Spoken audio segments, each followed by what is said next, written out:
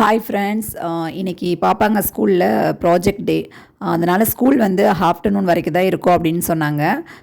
அதனால் எனக்கு lunch prepare பண்ணுற வேலை இல்லை.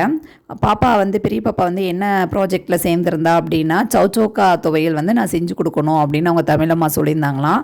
அதில் வந்து என்னென்ன சத்துக்கள் இருக்குது அப்படின்னு சொல்லி அதை வந்து ப்ரெசென்ட் பண்ணுவா போல். நான் கேட்டேன், ஏன் பாப்பா இந்த ப்ராஜெக்ட்லேயும் கலந்துக்கலன்னு கேட்டதுக்கு எனக்கு ஒரு பெரிய தண்டனை மாதிரி இதை கொடுத்துட்டான்.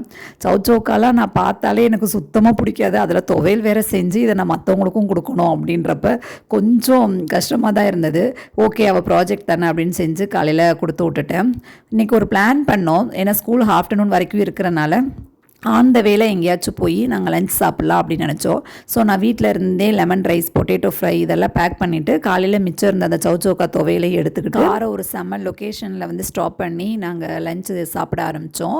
போகிற வழி பார்த்திங்கன்னா நிறைய புளிய மரம் இருந்தனால சரி இதையும் கொஞ்சம் சைடில் கடிச்சிக்கலாம் அப்படின்ட்டு குட்டி குட்டி புளியங்காயெல்லாம் பறித்தோம். அது வந்து கவர்மெண்ட் மரம்ன்றனால ரொம்ப பிடுங்கவும் பயமாக இருந்தது. இந்த வீடியோ உங்களுக்கு பிடிச்சிருந்தா லைக் பண்ணுங்கள், சப்ஸ்கிரைப் பண்ணுங்கள். Thank you so much.